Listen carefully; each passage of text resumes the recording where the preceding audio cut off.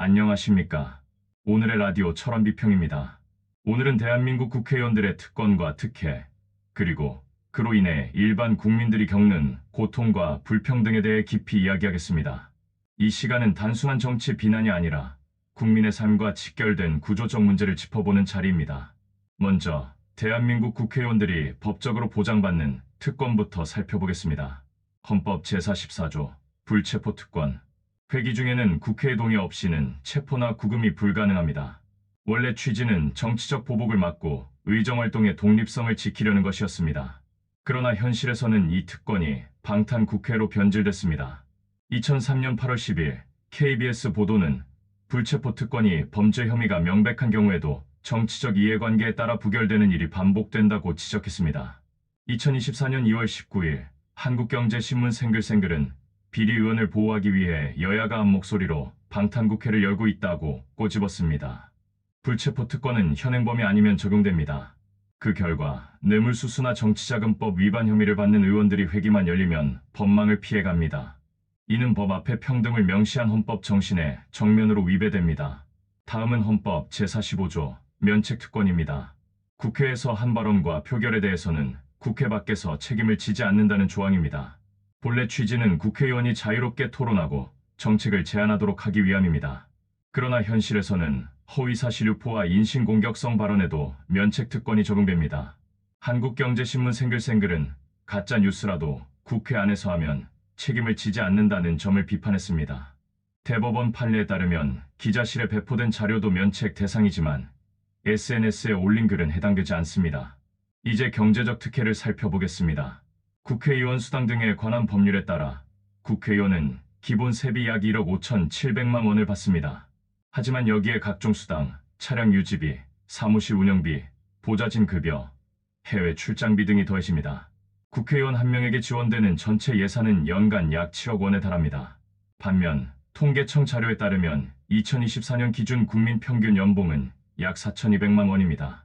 즉, 국회의원은 평균 국민의 약 3.7배의 연봉을 받고 그 외 혜택은 계산조차 어려울 정도입니다. 여기서 국민의 입장으로 시선을 돌려봅시다. 서울에서 전세를 구하려면 최소 3억 원 내지 5억 원이 필요하고 월세는 매달 수백만 원이 나갑니다. 아이 한 명을 대학까지 보내려면 수억 원이 필요합니다. 그런데 국민의 대표라는 사람들이 이런 서민의 현실을 체감이나 할까요? 공항 VIP실 사용, 간소화된 보안 검색, 해외 연수라는 이름의 관광성 출장까지.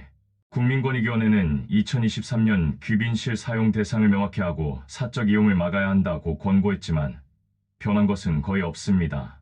국민은 세금을 냅니다. 그 세금으로 의원들의 급여와 특혜가 유지됩니다. 하지만 정작 국민이 어려움에 처했을 때 그들의 삶을 지키기 위해 얼마나 신속하게 국회가 움직였는지 의문입니다.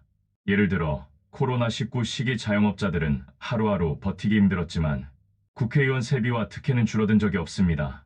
국민이 임대료와 대출이자를 걱정할 때 의원들은 오히려 입법 활동비와 해외 출장비를 챙겼습니다. 부패 문제로 넘어가겠습니다. 검찰과 경찰 자료에 따르면 최근 10년간 뇌물수수, 정치자금법 위반, 알선수재 등으로 기소된 전현직 의원은 수십 명입니다. 이 건이 개입된 사건에는 수백억 원 규모의 개발사업, 공공입찰, 인허가 로비가 얽혀 있습니다. 이런 범죄는 단순한 개인 비리가 아닙니다. 국민 세금이 낭비되고 공정 경쟁이 무너지고 정책이 왜곡됩니다. 결국 피해는 국민이 집세와 물가로 그리고 기회 상실로 떠안습니다. 불체포 특권과 방탄국회는 이런 범죄자를 지키는 방패입니다. 회기 중 체포동의안은 동료 의원들의 표결로 부결됩니다. 결과적으로 국민이 뽑은 대표가 범죄 혐의자의 보호막이 되는 아이러니가 벌어집니다. 일반 국민이 법을 어기면 어떻게 될까요? 즉시 체포되고 조사받고 재판에 넘겨집니다. 하지만 국회의원은 회기라는 울타리 속에 숨어 시간을 벌고 증거를 없앨 기회를 얻습니다. 이 불평등은 국민의 정치 불신을 깊게 만듭니다. 저 사람들에게 나라를 맡겨도 되나? 내 세금이 저 사람들 호주머니로 들어가는 게 맞나? 이 질문이 자연스럽게 나옵니다. 그리고 왜 그렇게 국회의원 수가 많습니까? 300석이 과연 필요합니까? 왜 그렇습니까? 지금의 국회의원 수가 반드시 필요해서 국회에서 납득이 안 되는 이상한 동영상을 보거나 해서는 안 되는 방식의 주식거래를 하는 것입니까? 근무 중 아닙니까? 이렇게 근무하면 직원 수 몇 안 되는 일반 사기업에서도 그대로 그 직원에게 일을 맡기지 않습니다. 국민이 그리 가벼워 보이고 우스워 보입니까? 국회의원의 특권과 특혜를 줄이고 범죄에는 무관용 원칙을 적용해야 합니다. 불체포 특권과 면책 특권은 반드시 개혁해야 합니다. 국민의 눈높이에 맞는 연봉과 수당 체계를 마련해야 합니다.